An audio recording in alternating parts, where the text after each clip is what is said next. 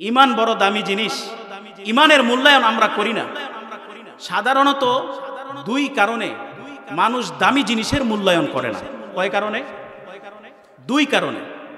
এক নাম্বার কারণ হলো, যদি সেই জিনিসটা বিনা পরিশ্রমে কষ্ট ছাড়া গ্রহণ করে পরিশ্রমহীনভাবে তার অর্জিত হয়, তাহলে সে দামি জিনিসের মূল্যায়ন করে না। কথা বলেন ঠিক কিনা? আর দুই নাম্বার হলো, সে যদি সেই দামি জিনিসের মূল্য না জানে, সেই দামি জিনিসের মূল্যটা সে যদি না বোঝে, তাহলে সে দামি জিনিসের কদর করে না। কথা বলেন ঠিক কিনা? আমরা তো মনে করি আমার বাবা ছিল মুসলমান, এই কারণে আমিও ইমানদার মুসলমান। দাদা ছিল মুসলমান, আমিও দাদার সূত্রে বাবার সূত্রে মুসলমান হইছি। ইমান আমার কাছে এমনি এমনি আসছে, এই জন্য ইমান আমার কাছে সস্তা মনে হয়। ঠিক কিনা? বন্ধু আমার, আপনি ইমান সম্পর্কে কখনো মূল্যায়ন করেন না, ইমান সম্পর্কে আপনি কখনো চিন্তা করেন না। আসলে ইমান বড় দামি, এত দামি জিনিস। আল্লাহ রব্বুল আলামিন বলতেছেন, এই দামি জিনিসের বিনিময়ে তো আমি আল্লাহ তাআলা তোমাদের জান্নাত রাখছি। কিন্তু বড় আফসোসের বিষয়, আমরা এই দামি জিনিসের মূল্যায়ন করি না, ফ্রি ফ্রি পাই এই জন্যে। ঠিক কিনা? অক্সিজেন মানে বাতাস, আমরা যে শ্বাস প্রশ্বাস নিতেছি এটা হলো নাম হলো অক্সিজেন। এই অক্সিজেনেরও কোনো মূল্য নাই। কিন্তু যখন হাসপাতালের মধ্যে অক্সিজেনের প্রয়োজন পড়ে, তখন বোঝা যায় অক্সিজেনের মূল্য কত। ঠিক কিনা? আপনার যদি আল্লাহ রব্বুল আলামিন 5 মিনিটের জন্য অক্সিজেন বন্ধ করে দেয়, আপনি 5 মিনিটের জন্য শুধু আল্লাহ আপনার শ্বাস প্রশ্বাস অক্সিজেন বন্ধ করে দিল, আপনি তখন জীবিত থেকে লাশে পরিণত হয়ে যাবেন। ঠিক কিনা? আমরা এই অক্সিজেনের মূল্যায়ন করি না, ফ্রি ফ্রি ফাও ফাও পাই। কিন্তু আপনি মনে রাখবেন, ফ্রি ফ্রি ফাও ফাও যদিও আমরা পেয়েছি, কিন্তু অক্সিজেনের মূল্য অনেক বেশি। তার থেকেও বেশি বেশি মূল্য ইমানের। কথা বলেন ঠিক কিনা? ইমানের মূল্যায়ন আমরা করি না, বড় আফসোস। আল্লাহ রব্বুল আলামিন পৃথিবীর জমিনের মধ্যে কত লক্ষ কোটি নিয়ামত দান করছেন। ও যত নিয়ামত দান করছেন, সব থেকে দামি নিয়ামত হলো ঈমান। জোরে বলেন ঠিক কিনা?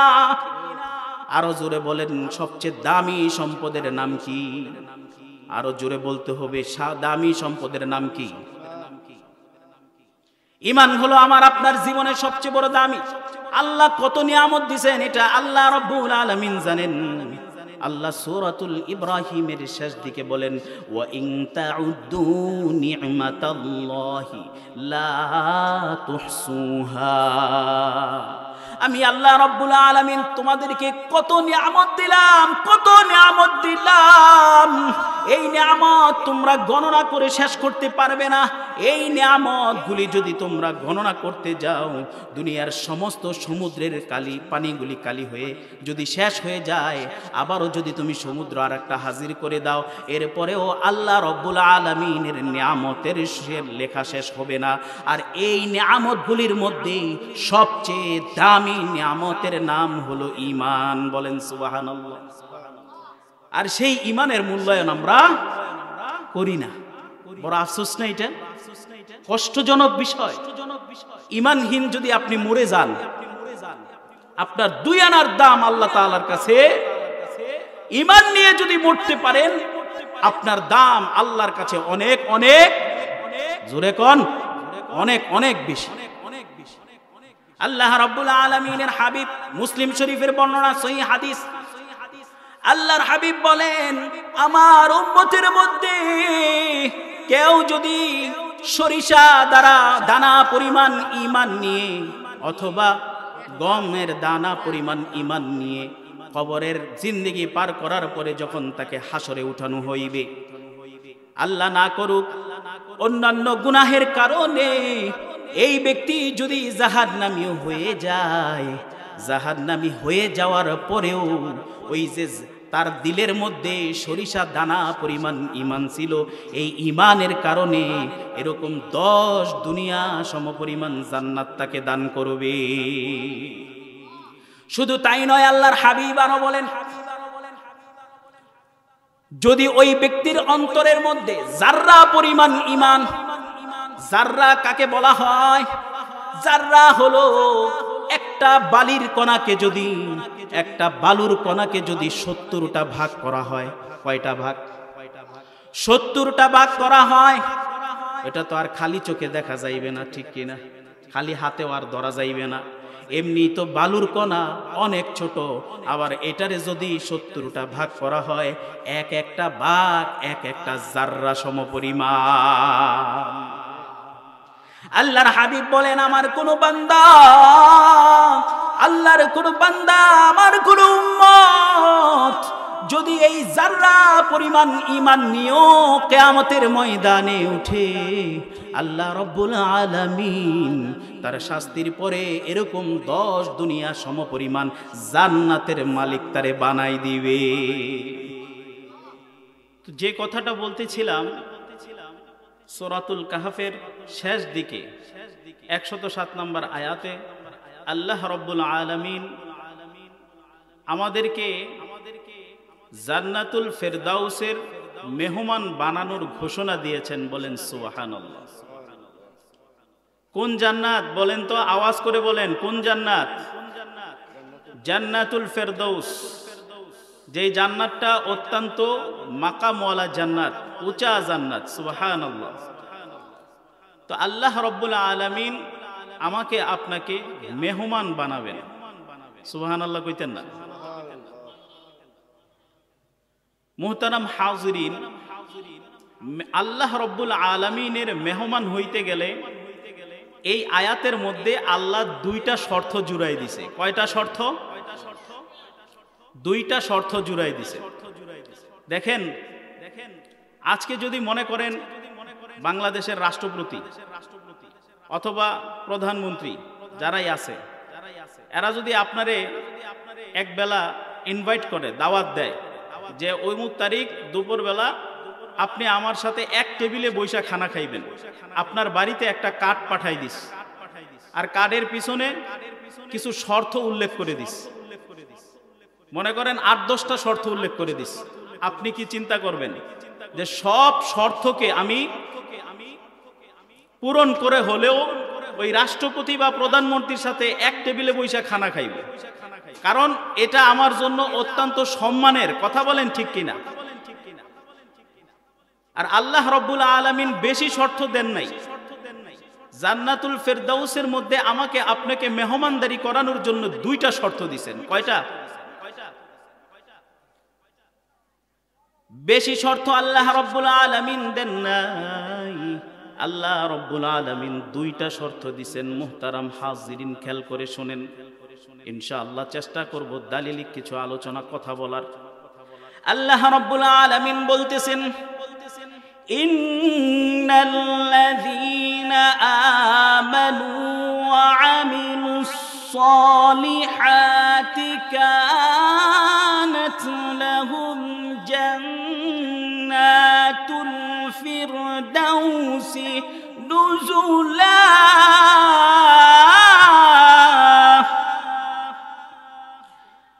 যারা আল্লাহর প্রতি ঈমান আনছে।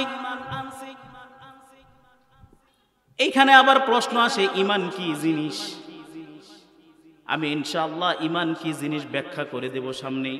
আগে চলেন আয়াতের কিছু তরজমা শুনে নেই। আল্লাহ রাব্বুল আলামিন আমাকে আপনাকে উদ্দেশ্য করে বলতেছেন, যারা বিশ্বাস স্থাপন করছে আমি আল্লাহ তাআলার উপর, অথবা ঈমান আনয়ন করছে আমি আল্লাহ তাআলার উপর, তারপর সৎ কর্ম করেছেন, মানে নেক আমল করেছে, যে আমলকে বলা হয় ওয়া আমিলুস সলিহাত। আমলটা হলো আমলে সলেহ। আমলে সলেহটা কি, এটা যদি আপনাকে বুঝতে হয়, আমল তো সব আমল মানে সব আমল কাজ, আর কিছু কাজ আছে যেই কাজগুলি আল্লাহ তাআলার কাছে যোগ্যতা রাখে। বলেন সুবহানাল্লাহ। যে আমল আল্লাহর কাছে যোগ্যতা রাখে ওই আমলকেই বলা হয় আমলে সলেহ। আল্লাহ রাব্বুল আলামিন 2টা পয়েন্ট বললেন। 1 নম্বরে বললেন, ইন্নাল্লাযীনা আমানু, যারা আমার উপরে ঈমান আনয়ন করছে, ওয়া আমিলুস সলিহাত, এরপরে যারা নেক কাজ করছে, আমলে সলেহ করছে, কানাত লাহুম জান্নাতুল ফিরদাউসি নুজুলা, আমি আল্লাহ আমার ওই বান্দাদেরকে জান্নাতুল ফিরদাউসের মধ্যে অভ্যর্থনা জানাইব, মেহমানদারি করব। আল্লাহ রাব্বুল আলামিন এরপরে বলতেছেন খালিদিনা ফিহা, তারা ওই জায়গার মধ্যে অনন্তকাল থাকবে। লা ইয়াবগুনা আনহা হিওয়ালা, ওই জায়গা থেকে তারা প্রত্যাবর্তন করতে চাইবে না, ওই জায়গা থেকে তারা সরতে চাইবে না, ওই জায়গা থেকে তারা বের হইবে না। বন্ধু আমার, যে কথাটা আলোচনার প্রসঙ্গে বলেছিলাম, প্রধানমন্ত্রী আপনাকে মাত্র এক বেলার জন্য ইনভাইট করলে আপনার মধ্যে যদি প্রস্তুতি নেওয়ার এত প্রবণতা তৈরি হয়, আর যেই জায়গার মধ্যে আল্লাহ রব্বুল আলামিন অনন্তকাল অসীমকাল আমাকে আপনাকে রাখবে, ওই জায়গার জন্য প্রস্তুতি মাত্র কয়টা? এই দুইটা প্রস্তুতি আমরা নিজেরা নিতে রাজি আছি তো ইনশাআল্লাহ? এক নাম্বার হলো আমাকে ঈমান আনয়ন করা লাগবে। ঈমান ছাড়া আল্লাহর মেহমান হওয়া যাবে না, কথা বলেন ঠিক কিনা? ঈমানহীন আল্লাহর মেহমান হওয়া যাবে না। আবার ঈমান আনার পরে নেক কাজ করলেন না, ওই নেক কাজ না করার পরেও আপনি মেহমান হইতে পারবেন না। আল্লাহর রাসূল সাল্লাল্লাহু আলাইহি ওয়াসাল্লামের হাদিস, হাদিসটা বুখারীর মধ্যে পাওয়া যায়। এই হাদিসের নাম্বার ঈমান অধ্যায়ের মধ্যে 37 নম্বরে, হাদিসের নাম্বার 50। আবার এই হাদিসটা বুখারীর 4777 নম্বর হাদিসের মধ্যেও পাওয়া যায়। এই হাদিসের মধ্যে ঈমান কি, ঈমান নিয়ে আল্লাহর হাবিব আমাদেরকে শিক্ষা দিয়েছেন। হাদিস আবি হুরায়রা, হযরতে আবু হুরায়রা রাদিয়াল্লাহু তাআলা আনহু থেকে বর্ণিত, তিনি বলেন قال كان النبي صلى الله عليه وسلم بارزا يوما للناس, আল্লাহর নবী সাল্লাল্লাহু আলাইহি ওয়াসাল্লাম একদিন জনসমক্ষের মধ্যে উপবিষ্ট ছিলেন। কোথায় উপবিষ্ট ছিলেন? অনেকগুলি মানুষ, এই মানুষের মধ্যে আল্লাহর নবী ছিলেন। ওই জায়গার মধ্যে হাত্তা জালাসা ইলান নবিয়্যা সাল্লাল্লাহু আলাইহি ওয়াসাল্লাম, একজন আগন্তুকের আগমন ঘটল। ওই আগন্তুক আয়েশা নবীজির সাথে আমরা যেমন নামাজের মধ্যে দুই হাঁটু ফেলিয়া বসি, রসুলের সাথে ওরকম দুই হাঁটু ফেলিয়া রসুলের সাথে পা দুইটা, হাঁটু দুইটা হাঁটুর সাথে লাগাইয়া আল্লাহর রসুল সাল্লাল্লাহু আলাইহি ওয়াসাল্লামকে 4টা বিষয়ে প্রশ্ন করছেন। কয়টা? ঈমান জানতে হলে এই 4টা বিষয় আমাদের জানা লাগবে। যদি আলোচনাটা শুধু আমি ঈমান নিয়ে করব, তারপর এই 4টা বিষয় আমি আপনাদেরকে বলে দেই। আল্লাহ রব্বুল আলামিনের হাবিবের কাছে সেই লোকটা বৈশা বলতেছে ফাকালা মাল ঈমান, আল্লাহর নবী ঈমান সম্পর্কে আমাকে বলুন। আল্লাহর নবী যখন ঈমান সম্পর্কে তাকে বলেছে, তারপরে সে বলল ফাকালাল ইসলাম, এবার আমাকে ইসলাম সম্পর্কে বলুন। ইসলাম সম্পর্কেও আল্লাহর নবী যখন বলেছে, বলার পর আবার বলতেছে ফাকালাল ইহসান, এবার আমাকে ইহসান সম্পর্কে বলুন। আল্লাহর নবী তাকে ইহসান সম্পর্কে বললেন। আবার বলতেছেন, ওগো আল্লাহর নবীজি, এবার আমাকে আপনি ক্বালামাতাস সাআ, আমাকে বলে দেন কোন দিন কোন সময়ে দুনিয়া কিয়ামত হয়ে যাবে। আল্লাহর নবী সাল্লাল্লাহু আলাইহি ওয়াসাল্লাম বললেন, যিনি আমাকে প্রশ্ন করলেন আমি তার থেকে বেশি জ্ঞাত নই, তবে আল্লাহর রাসূল সাল্লাল্লাহু আলাইহি ওয়াসাল্লাম কিয়ামতের কিছু আলামত বর্ণনা করে দিয়েছেন। কারণ কিয়ামত কোন দিন হবে এই কথাটা আল্লাহ ছাড়া আর কেউ জানে না। কথা বলেন ঠিক কিনা? কিয়ামত আল্লাহ রব্বুল আলামিন কোন দিন দুনিয়ার মধ্যে ঘটাইবেন এটা শুধুমাত্র আল্লাহ পাক জানে, আর কেউ জানে না। যাই হোক, এই যে 4টা বিষয় আল্লাহর হাবিবের কাছে প্রশ্ন করছেন, এই 4টার মধ্যে সর্বপ্রথম যেই জিনিসটা জানতে চাইছেন বললেন ফাকাল আমাল ঈমান, আমাকে আপনি ঈমান সম্পর্কে বলুন। আল্লাহর হাবিব সাল্লাল্লাহু আলাইহি ওয়াসাল্লাম বললেন ক্বালাল ঈমানু আন তুমিনা বিল্লাহ, ঈমান হলো তুমি আল্লাহ তাআলার প্রতি বিশ্বাস স্থাপন করবে। যেই আয়াতটা আমি তেলাওয়াত করেছিলাম ওই আয়াতের সাথে এটার সামঞ্জস্যতা চলে আসছে, কথা বলেন ঠিক কি না? হাদিসের সামঞ্জস্যতা চলে আসছে। আল্লাহর নবী বলেন আল্লাহর নবী বললেন ক্বালাল ঈমানু আন তুমিনা বিল্লাহ, ঈমান হলো তুমি আল্লাহ তাআলার প্রতি বিশ্বাস স্থাপন করবে। এরপরে বললেন ওয়া মালাইকাতিহি, আল্লাহ তাআলার সমস্ত ফেরেশতাগণের প্রতি তুমি বিশ্বাস স্থাপন করবে। এরপরে বললেন ওয়া কুতুবিহি, আল্লাহ রাব্বুল আলামিন যে সমস্ত আসমানি কিতাবগুলি নাজিল করেছেন ওই সমস্ত আসমানি কিতাবগুলির প্রতি তোমার বিশ্বাস থাকা লাগবে। আপনারা বলেন তো আসমানি কিতাব কয়টা, জানা আছে কিনা? আসমানি কিতাব প্রসিদ্ধভাবে কয়টা? বড় বড় কিতাব হলো 4টা। কয়টা কিতাব? কোরআন, তাওরাত, জাবুর, ইনজিল। এরপরে আরো কিছু সাহিফা আল্লাহ রাব্বুল আলামিন বিভিন্ন নবীদের কাছে ওহির মাধ্যমে পাঠাইছেন, যেগুলোকে বলা হয় সহিফা। এই সহিফাগুলি হলো প্রায় 100-র মতো। তাহলে এই 104টা কিতাবের উপরে বিশ্বাস স্থাপন করার নাম হলো ঈমান। এরপরে আল্লাহর হাবিব বললেন ওয়া বিলিকাইহি, তুমি কিয়ামতের দিনের প্রতি বিশ্বাস রাখবে, আল্লাহ তাআলার সাথে তোমার সাক্ষাৎ হবে, এই জিনিসটার উপরে তোমার বিশ্বাস থাকা লাগবে। এরপরে আল্লাহ রাব্বুল আলামিন বলেন ওয়া রুসুলিহি, আল্লাহ রাব্বুল আলামিন যত নবী রাসূল দুনিয়ার জমিনের মধ্যে পাঠাইছেন, ও বন্ধু আমার আপনারা জানি আল্লাহ রাব্বুল আলামিন প্রায় লক্ষাধিকের উপরে নবী রাসূল দুনিয়ার জমিনে পাঠাইছেন, কথা বলেন ঠিক কি না? কোরআনের মধ্যে 25 জন নবীর বর্ণনা পাওয়া যায়, কিন্তু হাদিসের মধ্যে দেখা যায় লক্ষাধিকের উপরে নবী রাসূল আল্লাহ রাব্বুল আলামিন দুনিয়ার জমিনে পাঠাইছেন। এই জিনিসটার, এই বিষয়টার প্রতি আপনার বিশ্বাস স্থাপন করা লাগবে। এরপরে আল্লাহর নবী বলেন ওয়া তুমিনা বিল বাআসি, কিয়ামতের ময়দানে তোমাকে পুনরুত্থিত করা হবে, কবরের জিন্দেগি থেকে তোমাকে আবার পুনরুত্থিত করা হবে। এই বিষয়ের উপর তোমার ঈমান আনা লাগবে। এই বিষয়ের উপর যদি তুমি ঈমান আনো, এই কয়েকটা বিষয় যদি তুমি ঈমান আনো, তাহলে পরিপূর্ণরূপে তুমি ঈমানদার হইলা, পরিপূর্ণরূপে তুমি মুসলমান হইলা। এই জিনিসগুলি থেকে কোনো একটা জিনিসকে যদি তুমি অস্বীকার করো, না মানো, তাহলে শুনে রাখো তুমি আর আল্লাহ তাআলার মেহমান হইতে পারলা না। বলেন নাউজুবিল্লাহ। আর এই জিনিসগুলি মানার পর আল্লাহ রাব্বুল আলামিন যে বললেন ওয়া আমিলুস সলিহাত, ঈমান আনার পরে সে আমলে সলেহ করছে, আল্লাহ রাব্বুল আলামিন এই ঈমান এবং আমলে সলের বদলতে জান্নাতুল ফিরদাউসের মধ্যে তাকে জান্নাতের মেহমান বানাই দিবে।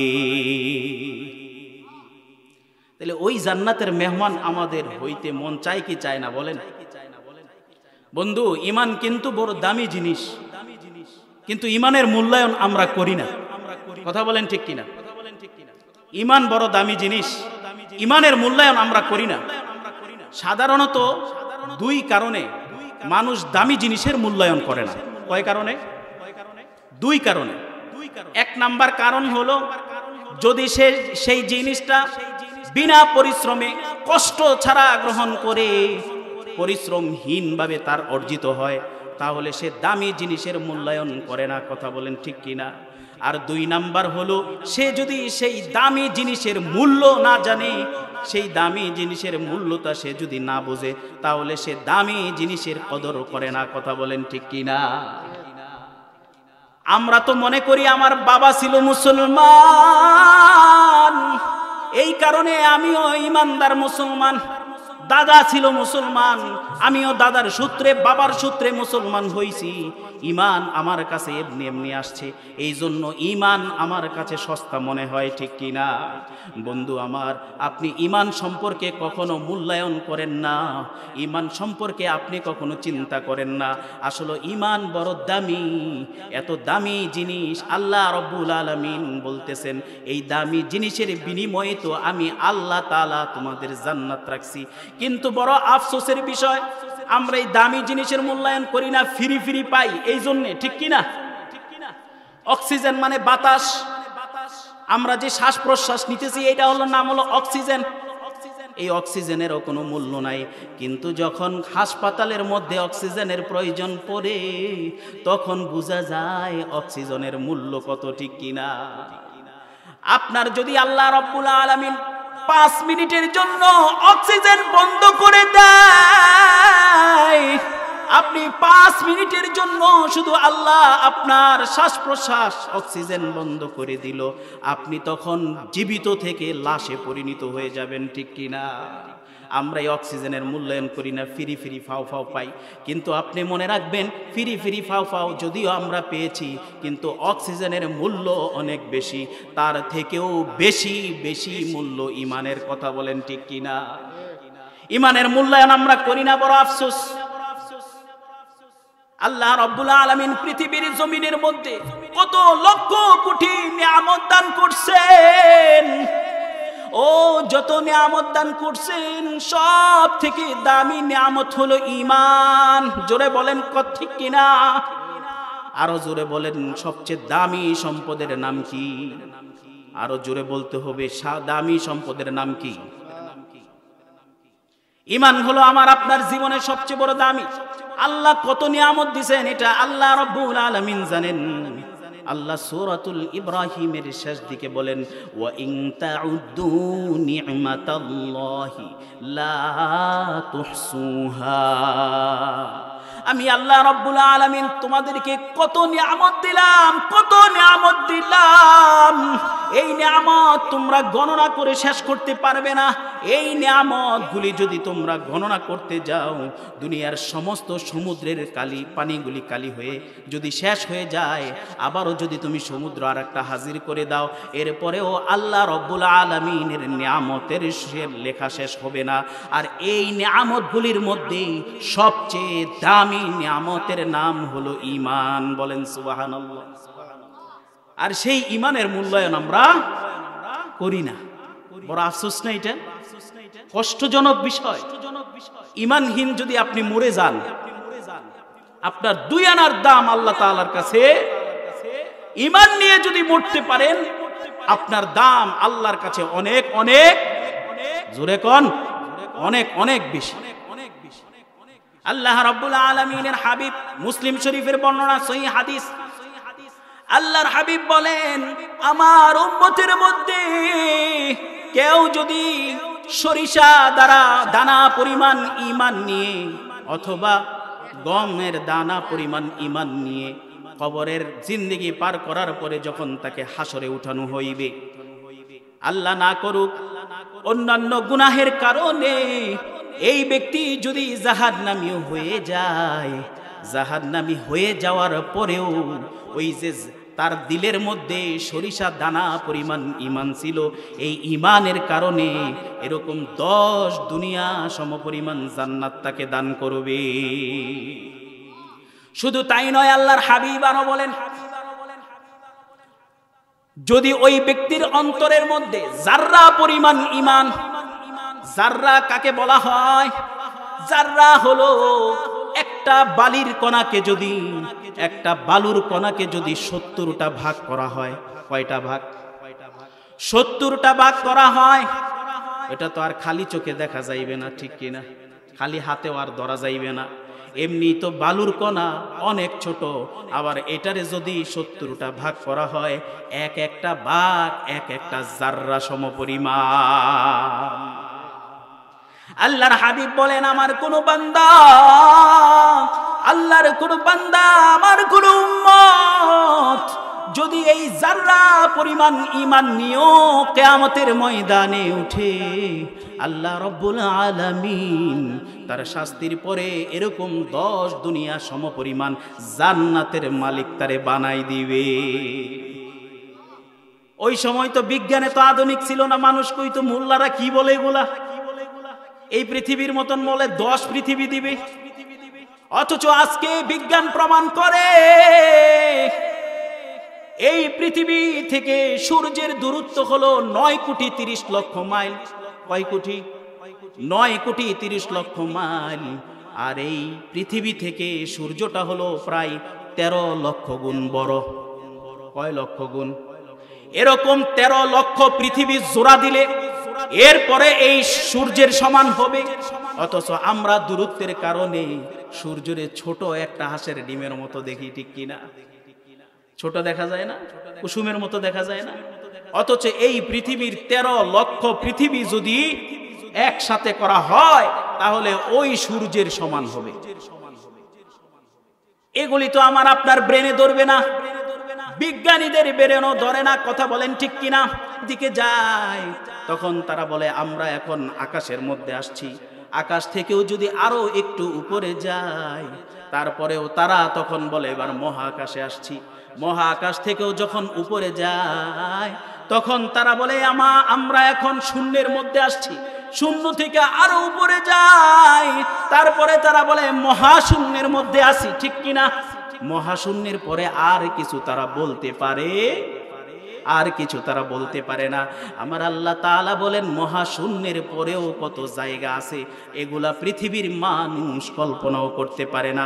আল্লাহ রাব্বুল আলামিন বলেন আল্লাযী খালাকা সাবআ সামাওয়াতিন তিবাকা। আল্লাহ রাব্বুল আলামিন 7 স্তর বিশিষ্ট 7টা আসমান বানাইছেন। বলেন সুবহানাল্লাহ। প্রথম আসমানের জমিন থেকে আসমানের দূরত্ব যত, তার থেকেও অনেক বেশি বেশি গুণ দূরত্ব দ্বিতীয় আসমান থেকে তৃতীয় আসমান, আবার তৃতীয় আসমান থেকে চতুর্থ আসমান। এবার বলেন তো আল্লাহ রাব্বুল আলামিন যাররা পরিমাণ ঈমানের বদৌলতে 10 দুনিয়া জান্নাত দিবে, এটা কি আল্লাহ তাআলার কাছে কোনো ব্যাপার নাকি? চাইলেই দিতে পারে, ঠিক কি না? যাররা পরিমাণ ঈমান 10 দুনিয়া সমপরিমাণ জায়গা থেকেও উত্তম। বলেন সুবহানাল্লাহ। আল্লাহর হাবিব সাল্লাল্লাহু আলাইহি ওয়াসাল্লাম বলেন যাররা পরিমাণ ঈমান দেওয়ার পর যদি কোনো বান্দা জান্নাতের মালিক হয়, ওই জান্নাতের নিয়ামতগুলি সম্পর্কে সে কল্পনাও করতে পারে না। আল্লাহর হাবিব সাল্লাল্লাহু আলাইহি ওয়াসাল্লাম হাদিসে কুদসি হলো ওই হাদিস যেই হাদিসের মধ্যে আল্লাহ রাব্বুল আলামিন সরাসরি কথা বলছেন, মানে কালামুল্লাহ, আল্লাহর কথা, কোরআন শরীফের মতো। বলেন সুবহানাল্লাহ। কিসের মতো? কোরআন শরীফের মতো। কোরআন শরীফের মতো মানে আল্লাহ বলছেন, ওইটাকে বলা হয় হাদিসে কুদসি।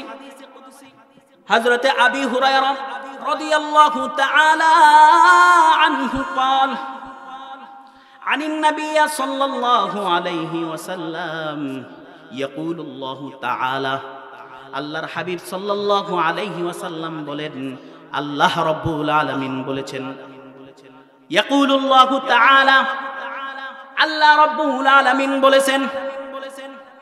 কি বলছেন দেখেন, আল্লাহ রাব্বুল আলামিন বলেন মালা আইনুন রাআত, আমি আমার আদাতুল ইবাদিস সালিহিন, আমি আমার নেককার বান্দাদের জন্য জান্নাতের মধ্যে যে বস্তুরা যেগুলি তৈরি করে রেখেছি, মালা আইনুন রাআত, পৃথিবীর কোন মানুষ জান্নাতের প্রকৃত নিয়ামত কোনদিন দেখে নাই। ওয়ালা উযুনুন সামিআত, পৃথিবীর কোন কান, দুনিয়ার কোন কান জান্নাতের প্রকৃত নিয়ামত সম্পর্কে কোনদিন শুনে নাই। এরপরে আল্লাহ রাব্বুল আলামিন বলেন ওয়ালা খাতারা আলা কলবি বাশার, পৃথিবীর এমন কোন হৃদয় নাই, এমন কোন অন্তর নাই যে অন্তর আল্লাহ রাব্বুল আলামিন জান্নাতের মধ্যে যে বস্তুগুলি তাদেরকে দেবে এই বস্তুগুলি সম্পর্কে কোনোদিন কোনো কিছু কল্পনাও করেছে? বলেন সুবহানাল্লাহ। আল্লাহর হাবিব বলেন, যাররা পরিমাণ ঈমান, যাররা পরিমাণ ঈমানের বদলতে আমি আল্লাহ তাআলা আমার বান্দাকে এই পরিমাণ নিয়ামত দান করব। বলেন সুবহানাল্লাহ। জান্নাতের মধ্যে আমরা কি করব?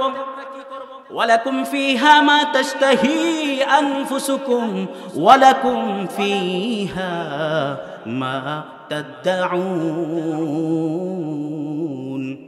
জান্নাতের মধ্যে আমাদেরকে আল্লাহ তাআলা যা ওয়াদা করেছে তা তো দিবেনই, এমন কি দিবেন যেগুলি আমাদের কোনো চোখ দেখে নাই, আমাদের কোনো কান শুনে নাই, আমাদের কোনো হৃদয় কোনোদিন তা কল্পনাও করতে পারে নাই। কথা বলেন ঠিক কি না? এজন্য বন্ধু আমার, ইমানের এত দাম, এত দাম। ইমানের বিনিময়ে সাহাবীরা দুনিয়া ত্যাগ করছে, কিন্তু ঈমান ছাড়ে নাই। ঠিক কি না? আরে কত ওয়াকিয়া পাওয়া যায় ইসলামের ইতিহাসগুলির মধ্যে, কত কত কাহিনী পাওয়া যায় যে সাহাবারা ঈমানের বদলতে দুনিয়া ত্যাগ করে দিছে, কিন্তু ঈমান ত্যাগ করতে তারা রাজি নাই। প্রয়োজনে তারা তাদের জীবন দিয়ে দিছে, কিন্তু ঈমান তারা ঈমান থেকে বিচ্ছিন্ন হয় নাই। এরকম একটা ঘটনা পাওয়া যায়, আল বিদায়া ওয়ান নিহায়া কিতাবের নাম, ৪র্থ নাম্বার খণ্ড ৯৫ নাম্বার হাদিস। জগৎ বিখ্যাত একজন ইমাম উল্লেখ করেছেন এই হাদিসটা। এই ঘটনাটা যদিও প্রসিদ্ধ একটা ঘটনা, কিন্তু সরাসরি হাদিস থেকে এসেছে এরকম নয়। কারণ আল্লাহর নবীর বিদায়ের পরে হযরতে আবু বকর দেশ শাসন করছেন, হযরতে আবু বকর বিদায়ের পরে হযরতে ওমর দেশ শাসন করছেন। হযরতে ওমরের জমানার ঘটনা। বলেন সুবহানাল্লাহ। হযরতে উমরের জামানায় আল্লাহর নবীর একজন সাহাবী, যেই সাহাবীর নাম হলো আব্দুল্লাহ ইবনে হুযাফা। বলেন তো কি নাম বললাম? আব্দুল্লাহ ইবনে হুযাফা। আব্দুল্লাহ ইবনে হুযাফা ওই সময়ে রোমানদের সাথে, মানে পারস্যের সাথে মুসলমানদের সর্বপ্রথম একটা যুদ্ধ হয়। ওই যুদ্ধের মধ্যে হযরতে ওমর রাদিয়াল্লাহু তাআলা আনহু আব্দুল্লাহ ইবনে হুযাফার নেতৃত্বে মুসলমানদের একটা কাফেলা ওই পারস্য সম্রাটের দিকে অগ্রসর করে দিয়েছেন। অন্যদিকে পারস্যের সম্রাট, মানে রোমান সম্রাট, সে ঘোষণা দিয়ে দিছে, আমি শুনেছি মুসলমানদের ঈমান নাকি বড় মজবুত, বড় তাজা। আমি তোমাদেরকে আদেশ করলাম, যদি কোনো মুসলমানদের কাফেলা ধরতে পারো তাহলে তাদেরকে বন্দী করার পর আমার কাছে নিয়ে আসবে, আমার কাছে নিয়ে আসবে। খবরদার তাদেরকে তোমরা হত্যা করবে না। ঘটনাক্রমে হযরতে আব্দুল্লাহ ইবনে হুযাফা তার দলবল নিয়ে যেই জায়গার মধ্যে ছিল, রোমানদের শত্রুর সংখ্যা তার থেকেও কয়েক হাজার গুণ বেশি ছিল। কয়েক হাজার গুণ বেশি রোমান সংখ্যা, সৈন্যদের সংখ্যা। তারা হযরতে আব্দুল্লাহ ইবনে হুযাফার চতুর্দিক থেকে ঘেরাও করে তারপর তাদেরকে বন্দী করলেন। বন্দী করার পর ওই রোমান সম্রাটের কাছে খবর পাঠাইছেন, মুসলমানদের একটা দলকে আমরা ধরতে পারছি, আপনার হুকুম ছিল এই জন্য তাদেরকে মারি নাই, তাদেরকে জীবিত রাখছি। আপনি যদি অর্ডার করেন তাহলে আমরা মুসলমানদের এই দলটাকে আপনার কাছে পাঠাই দেব। মুহতারাম মুআজ্জাজ হাজিরিন, হযরতে আব্দুল্লাহ ইবনে হুযাফাকে যখন রোমান সম্রাটের কাছে নিয়ে যাওয়া হয়, রোমান সম্রাটের কাছে নিয়ে যাওয়ার পর রোমান সম্রাট হযরতে আব্দুল্লাহ ইবনে হুযাফাকে বলে, ও আব্দুল্লাহ ইবনে হুযাফা, তোমাকে দেখে আমার বড় মায়া লাগছে, তোমাকে দেখে আমার অন্তরের মধ্যে ভালোবাসা জন্মাইছে। তুমি যদি আমার একটা প্রস্তাব গ্রহণ করো তাহলে আমি তোমাকে তোমার মৃত্যুদণ্ড থেকে মাফ করে তোমাকে আমি শান্তির জীবন দিতে পারি। হযরতে আব্দুল্লাহ ইবনে হুযাফা বলে, কি শান্তির জীবন দিবে? বলো, আমি তোমার প্রস্তাবটা শুনে দেখি আমার পছন্দ হয় কিনা। রোমান সম্রাট বলে, আমার তো মনে চায় তোমাকে বড় ভালোবাসতে এবং তোমার সাথে আত্মীয়তার সম্পর্ক করতে, কিন্তু তোমার আমার মাঝে যেই জিনিসটা সবচেয়ে বড় বাধা, তুমি হলে মুসলমান আর আমি হলাম খ্রিস্টান। তুমি যদি তোমার ধর্ম ত্যাগ করো, জানি তোমার পরিবার, তোমার গোত্র, তোমার দেশ সেটা মানবে না, মানার প্রয়োজন নাই আর মানার দরকার নাই। আমি এই রোমান সাম্রাজ্যের অর্ধেক রাজ্য তোমাকে আমি দিয়ে দিব, আর অর্ধেকের রাজা হিসাবে তোমাকে ঘোষণা করে দিব, বাদশাহ হিসাবে তোমাকে আমি ঘোষণা করে দিব। শুধু তাই নয়, আমি তোমাকে আমার সুন্দরী সুরসী রূপবতী একটা কন্যা আছে, এই কন্যাটার সাথেও আমি তোমাকে বিবাহ দিয়ে দিব। হযরতে আব্দুল্লাহ ইবনে হুযাফা এমনি তো যুবক মানুষ, রাগে তার শরীরটা টকবক করতেছে, চোখ দুইটা রক্তদয় হয়ে গেছে। আপনাদেরকে যদি বলি আমি, এ দুনিয়ার মুসলমান, আপনারা আপনাদের সবচেয়ে প্রিয় বস্তু বিক্রির বিনিময়ে সবচেয়ে অপছন্দনীয় বস্তুটাকে আপনারা গ্রহণ করুন, তাহলে আপনারা কি সেটা গ্রহণ করবেন কিনা? করবেন না। সাহাবাদের কাছে ঈমান ছিল একদিকে, আর দুনিয়া ছিল আরেকদিকে। ঘটনার বর্ণনাটা শুনেন। হযরতে আব্দুল্লাহ ইবনে হুযাফা ঘুরে দাঁড়াইয়া বলতেছে, ইয়া কালবার রূম, হে রোমের কুকুর, এতগুলি সভাসদ, এতগুলি সৈন্য সামন্ত, মুসলমান কখনো ভয় পায় না। কথা বলেন ঠিক কিনা? বলতেছে, আমার ঈমান বড় বেশি, আমার ঈমান কি তুই এই সমস্ত তুচ্ছ দুনিয়ার লোভের বিনিময়, লোভ দেখাইয়া কিনতে চাস? না, আমি প্রয়োজনে নিজে মরে যাব, তারপরেও আমি তোর প্রস্তাবকে গ্রহণ করলাম না। বাচ্চা রাগ হয়ে গেছে, আমার মুখের উপরে এত বড় কথা আমারে গালি দিছে, শরীরের মধ্যে তেজ আছে তো, এই জন্য মনে হয় রক্ত টকবক করতেছে, এর ব্যবস্থা করতে হবে। কি ব্যবস্থা? সেনাপতিকে আদেশ দিল, সেনাপতি জেলখানার মধ্যে বন্দী করো, খবরদার কোনো খাবার দিবা না, কোনো পানীয় দিবা না। তারে সহ তার পুরা দলটাকে জেলখানার মধ্যে বন্দী করা হলো। ডাক্তার একটা নিযুক্ত করে দিল। কাফেরদের চালটা কিন্তু এরকমই হয়, প্রথমে কাফেররা আমাকে আপনাকে লোভ দেখাইবে আপনার ঈমান হরণ করার জন্য। কথা বলেন ঠিক কিনা? আজকে বড় আফসোস, আমি আর আপনি এক কাপ চা আর পান আর বিড়ির কাছে নিজের ঈমান বিক্রি করে দেই। বড় আফসোস। সাহাবাদের কাছে দুনিয়া তুচ্ছ, ঈমান সবচেয়ে দামি। কথা বলেন ঠিক কিনা? আল্লাহ ঘোষণা দিলেন, ঈমান আমার কাছে সবচেয়ে দামি। যাররা পরিমাণ ঈমানের বদলতে আল্লাহ রাব্বুল আলামিন 10 দুনিয়া পরিমাণ জান্নাতের মালিক তারে বানাইবে। বলেন সুবহানাল্লাহ। বন্ধু আমার, ডাক্তার নিযুক্ত করে দিল, পালস চেক করতে থাকবি। মানুষকে যখন খাবার না দেয়, খাবার না খাইতে খাইতে একটা সময় মানুষ দুর্বল হয়ে যাবে, ঠিক কিনা? তখন পালস চেক করে দেখবি, যখন দেখবি একেবারে মৃত্যুর মুখে চলে গেছে, ওই সময়ে তাকে খাবার দিবি। আর খাবারটা দিবি যেই জিনিসটা মুসলমানদের ধর্মের মধ্যে হারাম, এরকম হারাম একটা খাবার তুই তাকে দিবি। বলতেছে হারাম হলো শুকর, শুকরের গোশত দিবি। এরপরে পানির সাথে মদ মিশানো পানি দিবি। মুসলমান কি শুকর খায় নাকি? কথা বলেন। মুসলমান কি মদ খায় নাকি? এ না কয়। মদের বোতল একটা দিয়ে দেখেন, এক ঢোকে শেষ করবো। আছে না নাই?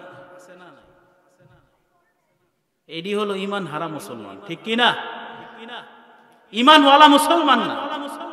যারা ঈমানওয়ালা মুসলমান, তাদেরকে যদি শুকরের গোশত দেয়, মদ খাইতে দেয়, এ মদও খাইবে না, শুকরের গোশত ধরবে না। কথা বলেন ঠিক কিনা? প্রথমে আব্দুল্লাহ ইবনে হুযাফাকে লোভ দেখাইছে, কাজ হয় নাই। এবার তাকে মানসিক টর্চার করতেছে। কথা বলেন ঠিক কিনা? মানসিক টর্চারের কারণে আবার সে চিন্তা করতেছে মুসলমানদের পেটের মধ্যে যখন হারাম ঢুকবে তখন মুসলমানদের ঈমান এমনি দুর্বল হয়ে যাবে। কথা বলেন ঠিক কিনা? আজকে মুসলমানরা চতুর্দিকে নির্যাতিত, আজকে মুসলমানরা মার খায়, আজকে চেচনিয়া, বসনিয়া, ফিলিস্তিন, ইন্ডিয়াতে মুসলমানদেরকে আঘাত করা হচ্ছে। কথা বলেন ঠিক কিনা? কত মুসলমানদেরকে হত্যা করা হয়, কত মুসলমানদেরকে মারা হচ্ছে। মুসলমানরা ওয়াতাসিমু বিহাবিলিল্লাহি জামিআ, আল্লাহ ঘোষণা দিয়েছিল, ওয়ার্ডার দিয়েছিল, তোমরা আল্লাহর রশিকে রুজুভাবে ধারণ করবে, হারাম থেকে বেঁচে চলবে।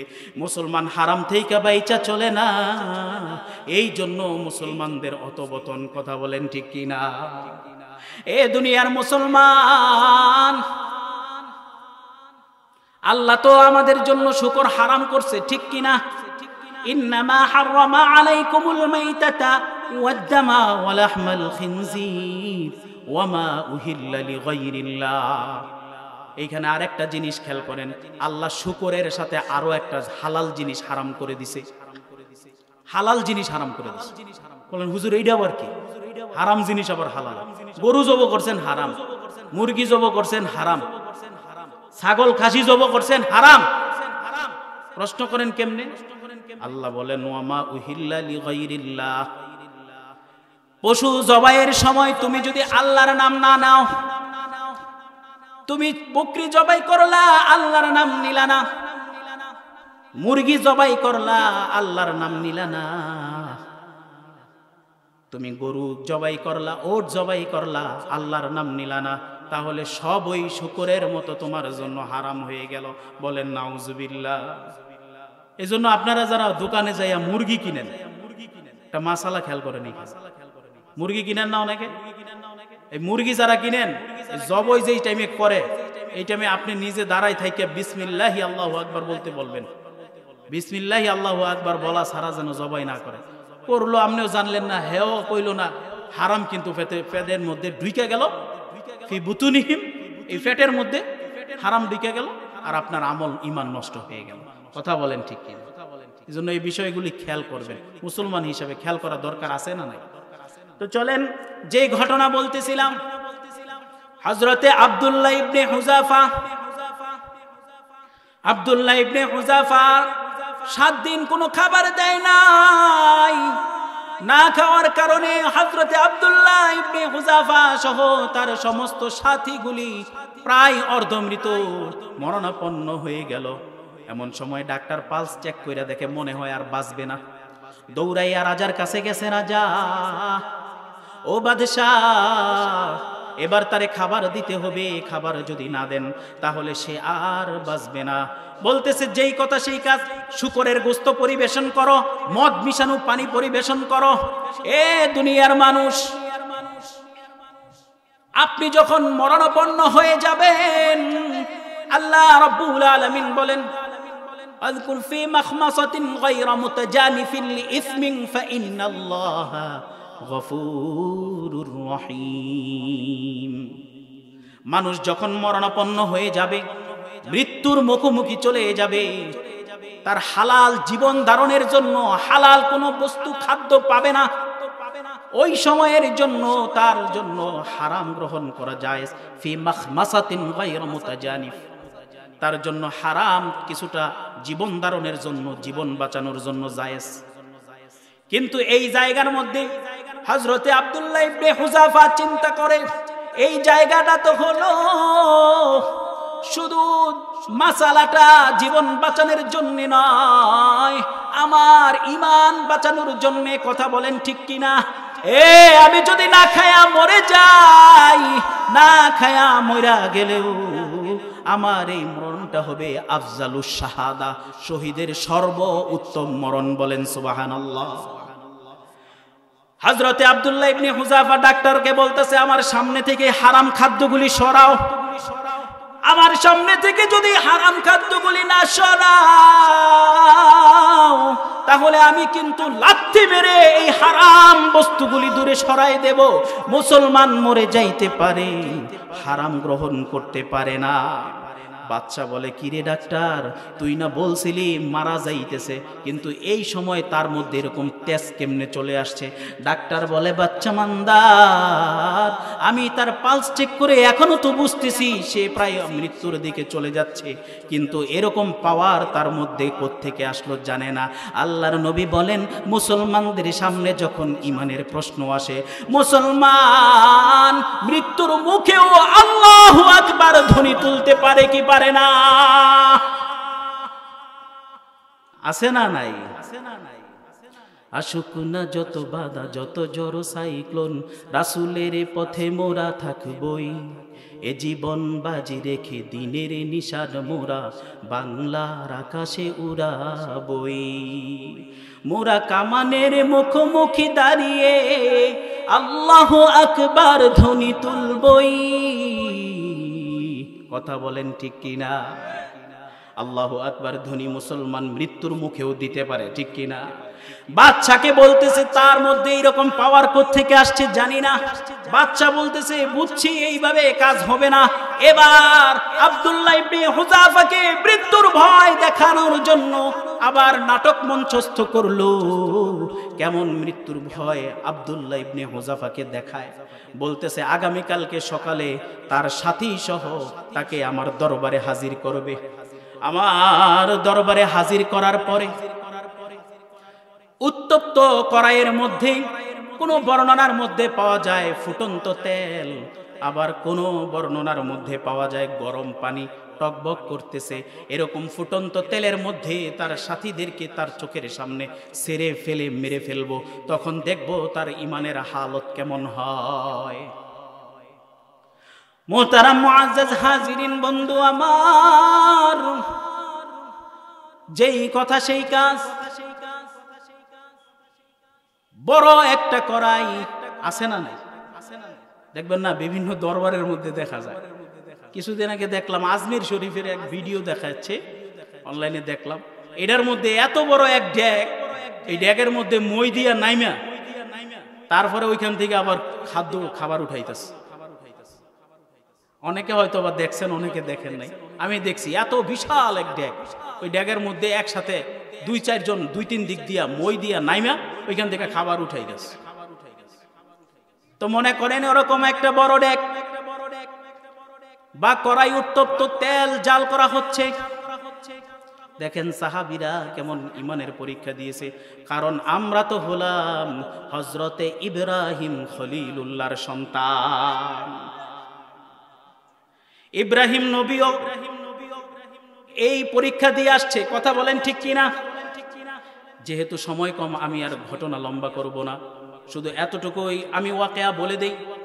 হযরত ইব্রাহিম নবীকে যখন নমরুদ আগুনের মধ্যে ফেলবে, আগুনের মধ্যে ফেলার সময় নমরুদ ইব্রাহিম নবীরে ডাক দেয়া কয়, ইব্রাহিম এখনো সময় আছে, তুমি তোমার সব কিছু ছাইরা আমার দলে চলে আসো।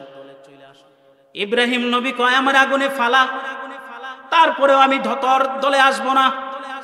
ওই জায়গার ওই রকম একটা সিচুয়েশন, যেই জায়গার মধ্যে ইব্রাহিম নবীকে আগুনের মধ্যে ফালানো হয়, ওই জায়গার মধ্যেও আল্লাহ রব্বুল আলামিন হযরতে ইব্রাহিম নবীর পরীক্ষা নিছেন। কিসের পরীক্ষা নিছেন? ইমানের পরীক্ষা। কারণ ইমান বড় দামি, ইমান বড় মূল্যবান। হযরত ইব্রাহিম নবীকে যখন ফালায়, আসমান থেকে জিবরাইল নাজিল হয়। নাজালা জিবরাইল, জমিনের মধ্যে আয়েশা বলতেছে, ওগো নবী ইব্রাহিম, অল্প কিছুক্ষণের মধ্যে তো আপনাকে আগুনে ফেলে দেওয়া হবে, আর আপনি আগুনের মধ্যে পুড়ে যাইবেন, পুড়ে পুড়ে ছারখার হয়ে যাইবেন।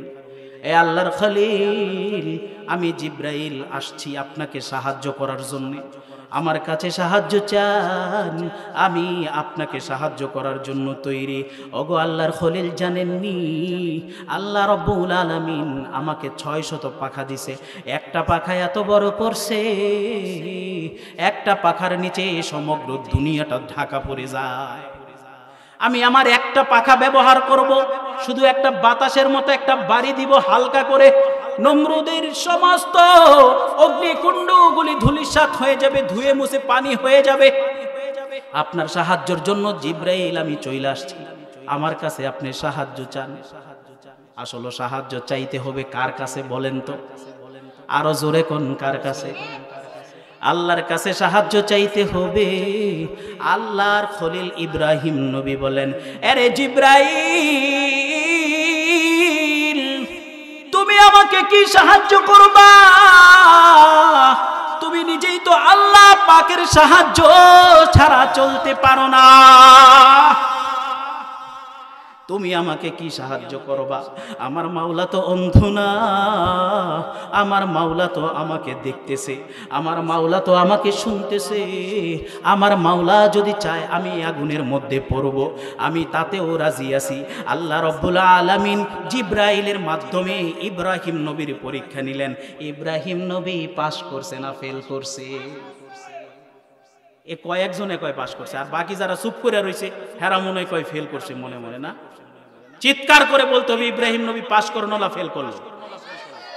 আল্লাহু আকবার। হযরত ইব্রাহিম নবী পাস করছেন। আল্লাহ পাক আগুনকে অর্ডার দিলেন, ইয়া নার রুকুনি বারদা ওয়া সালামান আলা ইব্রাহিম। এরে আগুন, আমার ইব্রাহিম পরীক্ষায় পাশ করে ফেলছে, আমার ইব্রাহিমকে এবার তুই আমার ইব্রাহিমের জন্য শান্তিময় ঠান্ডা হয়ে যা। যে ঘটনা বলতেছিলাম, আব্দুল্লাহ ইবনে হুযাফাকে ফুটন্ত কড়াই, ফুটন্ত তেল, কোন কোন বর্ণনার মধ্যে পাওয়া যায় 40 জন সাথী সহ সে বন্দী, আবার কোন ঘটনার মধ্যে পাওয়া যায় 50 জন। তবে অধিকাংশ মুহাক্কিকগণ 50 জনের কথাই উল্লেখ করছেন। আল বিদায়া ওয়ান নিহায়ার মধ্যেও 50 জনের উল্লেখ পাওয়া যায়। হযরতে আব্দুল্লাহ ইবনে হুযাফাকে পরের দিন 2 জনের কাঁধের মধ্যে ভর করাইয়া নিয়ে আসছে, কারণ তিনি তো খাওয়া না, তারকে হারাম স্পর্শ করাইতে পারে নাই। ক্ষুধার যন্ত্রণায় এমন একটা অবস্থা, দাঁড়াইতেও পারে না। 2 জনের কাঁধের মধ্যে বর করিয়া হযরতে আব্দুল্লাহ ইবনে হুযাফা ওই বাদশা সম্রাটের সামনে আসছে। বলতেছে, এই যে দেখো ফুটন্ত গরম তেল, এই ফুটন্ত গরম তেলের মধ্যে তোমাকে এখন ছেড়ে দেওয়া হবে। হয়তো তুমি ঈমান ছেড়ো, আমার যেই প্রস্তাবগুলি তোমার জন্য রেখেছিলাম এখনো ওই প্রস্তাবগুলি বলবৎ রাখবো। বলেন তো বাদশার প্রস্তাবগুলি কি ছিল? বাদশা বলছিল অর্ধেক রাজ্যের বাদশা বানাই দিব, নিজের আপন মেয়েকে তার সাথে বিবাহ দিব, এবং মৃত্যুর পর বাকি যে অর্ধেক, ওই অর্ধেকের মালিক বানাই দিব। কত বড় লোভনীয় অফার ছিল, ঠিক কিনা? ইমানের কাছে সবকিছুকে সাহাবী তুচ্ছ করে দিছে। বলতেছে, রে আব্দুল্লাহ ইবনে হুযাফা, এখনো তোমার জন্য আমার প্রস্তাব বলবৎ আছে। তুমি যদি রাজি থাকো আমার দলে আসো, মুসলমান ধর্ম ত্যাগ করে খ্রিস্ট ধর্ম গ্রহণ করো, তাহলে তোমার জন্য আমি এখনো সেই প্রস্তাব অনুসারে মালিক বানাইব। হযরতে আব্দুল্লাহ ইবনে হুযাফা বলতেছে, আমাকে মেরে ফেলতে পারো, এই আগুনের মধ্যে, এই উত্তপ্ত কড়াইয়ের মধ্যে আমাকে ফেলতে পারো, তারপরেও আমি ঈমান ছাড়বো না।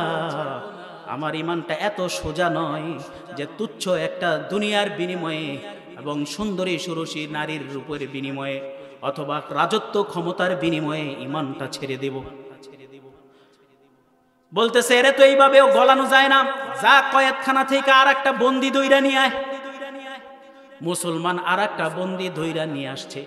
আনার পর আব্দুল্লাহ ইবনে হুযাফার চোখের সামনে ওই বন্দীটাকে ওই ফুটন্ত কড়াইয়ের মধ্যে, তেলের মধ্যে ফালাই দিছে।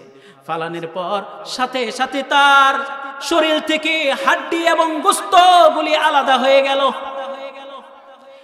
এই দৃশ্য দেখার পর বাদশা মনে করছিল এবার বুঝি সে ঈমান ত্যাগ করবে, কিন্তু দেখে এখনো সে ঈমান ত্যাগ করে না।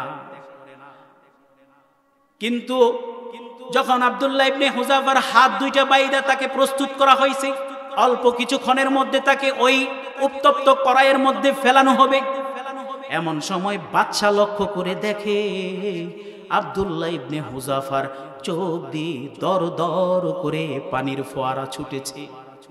এবার বাদশা মনে করছে এবার মনে হয় সিদ্ধান্ত চেঞ্জ করব। কান্তাছে যখন, মৃত্যুর ভয় মনে হয় দৌড়ছে, কয়ে রাখ, আরে ফালাইস না, আবার একটু আমার সামনে লই আয়। কানলো কি লেগে জিগাইল, বলতেছে রে আব্দুল্লাহ ইবনে হুযাফা, তোমারে তো আমি আগেই প্রস্তাব করেছিলাম, আমার প্রস্তাব তুমি গ্রহণ করো নাই। এবার যখন মৃত্যুর ভয় আসছে, এবার তুমি কান্না করো কেন, চোখের পানি ফালাও কেন? মুসলমান কখনো মৃত্যুকে ভয় পায় না। আল্লাহর রাস্তায় যারা শহীদ হয়, জীবন দেয়, তারা কখনো কোনোদিন মৃত্যুকে ভয় পায় না। কথা বলেন ঠিক কিনা? এ মুসলমান তো মরার জন্যই তৈরি, ঠিক কিনা? ইসলামের স্বার্থে, ইসলামের জন্য, ইসলাম প্রতিষ্ঠার জন্য বহু সাহাবীদের কুরবানি আছে না নাই? কত সাহাবী মরে গেল, কত সাহাবী শহীদ হয়ে গেল, কত সাহাবীকে গর্দান আলাদা করা হলো, বুক ফেরে ফেলা হলো, কলিজা বের করে ফেলা হলো, কলিজা চাবাইলো, তারপরেও তারা ইসলাম ত্যাগ করে নাই, ঠিক কিনা? ইসলাম কেমনে ত্যাগ করবে মিয়া? আল্লাহ তো ঘোষণা দিছেন কোরআনের মধ্যে যে যারা আমার পথের মধ্যে মৃত্যুবরণ করেন, আল্লাহ বলেন ওয়ালা তাকুলু লিমান ইউকতালু ফি সাবিলিল্লাহি আমওয়াত বাল আহইয়াউ তাশউরুন।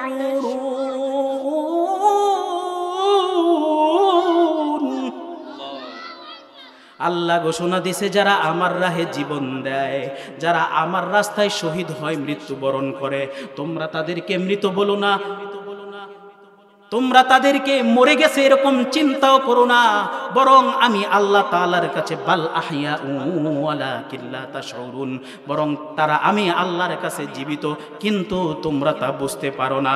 শহীদদেরকে বলা হয়েছে, শহীদদেরকে উপাধি দেওয়া হয়েছে, তারা মৃত্যুবরণ করবে বিনা বিনা কষ্টে। বলেন সুবহানাল্লাহ। মৃত্যুর কষ্ট তাদের আসবে না, মৃত্যুর কষ্ট তাদের হবেও না। আল্লাহ রব্বুল আলামিন দুনিয়ার জিন্দেগি থেকে তাদেরকে যখন উঠাই দিলেন, তারা তখন জান্নাতের সবুজ পাখি হয়ে যাবে। আর জান্নাতের সবুজ পাখি হওয়ার জন্য মৃত্যু দরকার, ঠিক কিনা? আল্লাহর সাথে ইমানদারের মুলাকাত হবে মৃত্যুর মাধ্যমে, ঠিক কিনা ভাই? একটা মানুষ সারা জীবন দেখবেন নামাজ পড়ছে, রোজা রাখছে, বৃদ্ধ বয়সে চলে গেছে, এরা যদি জিজ্ঞাসা করেন চাচা কি খবর, কেমন আছেন, বাঁচতে কি মন চায়, দেখবেন ওই মুরব্বীরা উত্তর দিবে না বাবা, দোয়া কইরো যেন ইমানের সাথে মরতে পারি। কথা বলেন ঠিক কিনা? এই উত্তর দিবে, কারণ ইমান তার কাছে সবচেয়ে দামি, ঠিক কিনা? আর আল্লাহ ঘোষণা দিয়ে দিলেন তার কোনো মৃত্যু নাই, সে জীবিত। যদিও তোমরা বুঝো লা তাশউরুন, যদিও তোমরা তা বুঝো না, আমার কাছে জীবিত, আমি তাদেরকে জান্নাতের পাখি বানাই। হযরতে আব্দুল্লাহ ইবনে হুযাফার চোখ দিয়া যখন পানি পড়ে, রোমের সম্রাট তখন বলে কি জন্য তুমি কান্না করছো বলো? বলতেছে রে রোমের কুকুর, ভালো করিয়া শুনিয়ালো, আমি আব্দুল্লাহ ইবনে হুযাফা এই জন্য কান্না করতেছি, আমি আব্দুল্লাহ ইবনে হুযাফার তো একটা মাত্র জীবন। কয়টা? একটা মাত্র জীবন।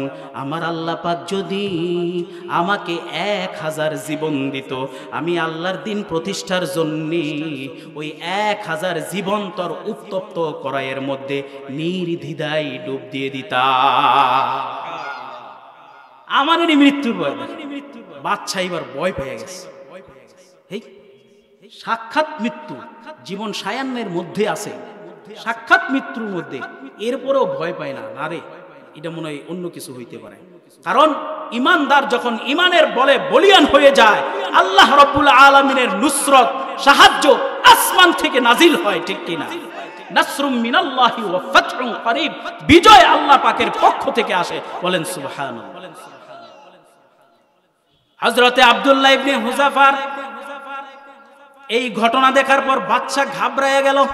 ওই যে আল্লাহর নুসরত আসতেছে, বাচ্চা চিন্তা করে এরা তো মারা যাবে না, এরে যদি মারি হয়তোবা আমার উপরে কোনো বিপদ আপদ আসতে পারে, আমার বংশটাও নির্বংশ হইয়া যাইতে পারে, এরে মারবো না।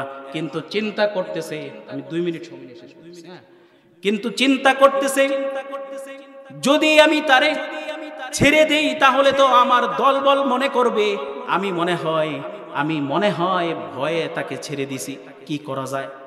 বলতেছে আব্দুল্লাহ ইবনে হুযাফা, ঠিক আছে, তোমার সব কিছু আমি দেখে আপ্লুত হয়েছি, শেষ একটা তোমার কাছে শর্ত আমি রাখলাম, এই শর্তটা যদি মানো তাহলে আমি তোমাকে মুক্ত করে দেব। কি শর্ত? বলে আমার কপালের মধ্যে একটা চুমু দিবে, চুমু, আমার কপালের মধ্যে যদি একটা চুমা দাও তাহলে আমি তোমাকে মুক্ত করে দেব। হযরতে আব্দুল্লাহ ইবনে হুযাফা চিন্তা করে দেখেন না, আমার জীবনের বিনিময়ে এই নাফরমানের কপালে চুমু দিতে পারি না। আব্দুল্লাহ ইবনে হুযাফা পাল্টা প্রশ্ন রাখলেন, তুমি যদি আমার সমস্ত সাথী যারা তোমার কাছে বন্দী তাদেরকে যদি তুমি মুক্ত করে দাও তাহলে তোমার কপালের মধ্যে একটা চুমু আমি দিতে পারি। বাচ্চা চিন্তা করে যেইটাই হোক এটা সাইরা দিমু, ভয় ঢুকে গেছে তো বাচ্চার ভিতরে, যাই হোক একটা তো আন্ডারস্ট্যান্ডিং হয়েছে, ঠিক কিনা? চুমা দিতে তো সে রাজি হয়েছে, ঠিক আছে তোমার সব সাথীরে যত বন্দী আছে মুক্ত করে দেব। তখন হযরতে আব্দুল্লাহ ইবনে হুযাফা কি করছিলেন, নিজের যে শরীরের মধ্যে জামা ছিল এই জামাটা তার কপালের মধ্যে রেখে জামার উপরে চুমু দিছে, সরাসরি তার কপালে দেয় নাই। আর এই ঘটনাটা হযরত ওমরের কাছে যখন পৌঁছাইছে, হযরতে ওমর রাদিয়াল্লাহু তাআলা আনহু তাকে সম্ভাষণ করে খুশ আমদেদ জানায়া তারপরে তাকে ওই ফিরতি পথ থেকে গ্রহণ করে নিছে, বলেন সুবহানাল্লাহ। তো মুহতারাম হাজরিন, মুসলমানের ঈমান হইতে হইব এরকম মজবুত, আর যদিও না পারি ঈমানের হালতে আমার থাকতে হবে, যাররা পরিমাণ ঈমান নিয়ে যেন আমি আর আপনি কবরে যাইতে পারি সেই চেষ্টা করতে হবে। আমি চেষ্টা করেছি সূরাতুল কাহফের 107 নম্বর আয়াতের আলোকে কিছু নসিহা আপনাদের সম্মুখে খেদমতে রাখতাম, আশা করছি হয়তোবা কিছুটা হলেও আপনাদেরকে আমি বুঝাইতে পারছি। তো ইনশাআল্লাহ আল্লাহ আমাদের প্রত্যেককে এই আলোচনার উপরে সঠিক সমাজ দান করে, সঠিক বুঝ দান করে, দিনের পথে দিনের লাইনে একেবারে কামিয়াবিভাবে চলার তৌফিক দান করুক, সবাই বলে আমিন। ওমা আলাইনা ইল্লাল বালাগ। আমার জন্য দোয়া চাই, পরিবারের জন্য দোয়া চাই, সকলে আপনারা আমার জন্য দোয়া করবেন, আমিও আপনাদের জন্য দোয়া করব। আল্লাহ পাক আমাদের সকলকে কবুল করুক, চিৎকার করে বলেন আমিন।